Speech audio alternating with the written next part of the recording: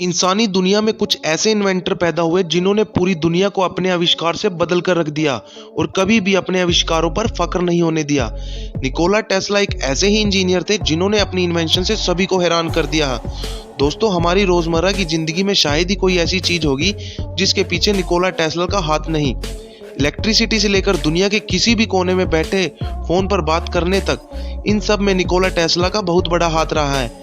इनसे पहले इलेक्ट्रिसिटी को एक जगह से दूसरी जगह पे पहुंचाना बहुत मुश्किल हुआ करता था। पहले करंट को केवल कुछ ही मीटर तक पहुंचाया जा सकता था और इसमें भी सिर्फ एक छोटा सा बल्ब ही जग सकता था।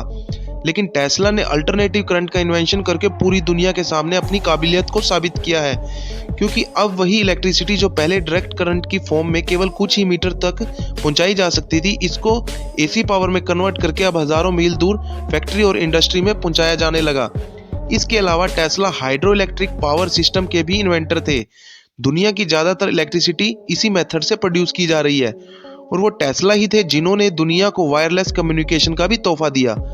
1895 में न्यूयॉर्क में इनकी लेबोरेटरी को उस वक्त आग लग गई जब वो रेडियो की खोज और वायरलेस टेक्नोलॉजी पर काम कर रहे थे, जिसका लगभग सारा रिकॉर्ड जल गया। और इसके जल जाने का सबसे ज्यादा फायदा साइंटिस्ट मार्कोनी को हुआ, क्योंकि जब उसकी लेबोरेटरी जल गई तो उसे दोबारा ठीक होने में कुछ वक्त लगा। और इसी दौरान मार्कोनी ने निकोला टेस्ला और कुछ महाविज्ञानिक की थ्योरीज को इस्तेमाल किया और इनकी मदद से ही 12 मील तक रेडियो सिग्नल भेजने में वो कामयाब हो गए। और इस तरह रेडियो की खोज का सारा श्रेय मार्कोनी के नाम पर सज गया।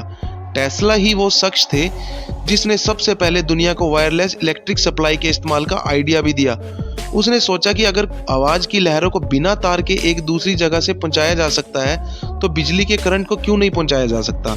उसने सोचा क्यों ना ऐसी टेक्नोलॉजी बनाई जाए जिससे बिजली को बगैर किसी तार के दुनिया में पहुंचाया जा सके। टेस्ला ने अपनी लेबोरेटरी में वायरलेस बिजली से बल्ब रोशन करने के कामयाब प्रैक्टिकल भी किए। वह बिना तार के कम फासले तक आसमानी बिजली की तरह बिजली ट्रांसफर करता और पास में ही बैठकर किताब पढ़ता रहता। उसने अपने इस आइडिया को बड़े प्रैक्टिकल में तब्दील करने के लिए न्यूयॉर्क में एक टावर भी बनवाया, लेकिन बाद में पैसे न होने की वजह से प्रोजेक्ट अधूरा ही रह गया।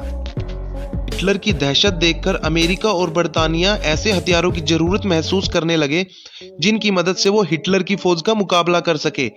ऐसे में टेस्ला ने यह दावा किया कि उसने एक ऐसा हथियार डिजाइन किया जो इतना खतरनाक है कि इसके खौफ से ही सारी जंग खत्म हो जाएगी। इस हथियार को बाद में डेथ रे का नाम दिया गया। टेस्ला के मुताबिक इस डेथ रे से वह बिजली की ऐसी ताकतवर लहर पैदा करेगा जिससे 200 किलोमीटर तक के सैकड़ों जहाज भी तबाह हो जाएंगे।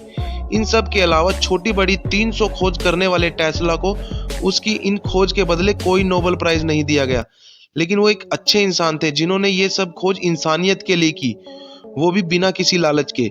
इसलिए आज हम सब उन्हें अच्छे अल्फाजों से याद रखे हुए हैं। लेकिन अफसोस की बात यह है कि अपनी पूरी उम्र खोज करने में लगाने के बाद टेस्ला आखिरी उम्र में कंगाल होकर एक होटल के रूम में जिंदगी गुजार देते हैं। इनकी मौत भी अजीबोगरीब हालात में हुई। वह अपने होटल के कमरे में मुर्दा पाए गए। उन्हें अपनी जिंदगी में तो अपने कामों की तारीफ नहीं मिली, लेकिन मरने के बाद उनकी बहुत इज्जत की गई। उन्हें मैन ऑफ द फ्यूचर का नाम दिया गया। आज उनके नाम पर टेस्ला गाड़ियां बन रही हैं, कई यूनिट्स इनके नाम पर हैं। अमेरिका, सर्बिया और ना जाने कहां कहां इनकी याद में मूर्तियां बनाई गई। इसी तरह की नॉलेजेबल वीडियो देखने के लिए हमारे चैनल अद्भुत बातों को सब्सक्राइब करें।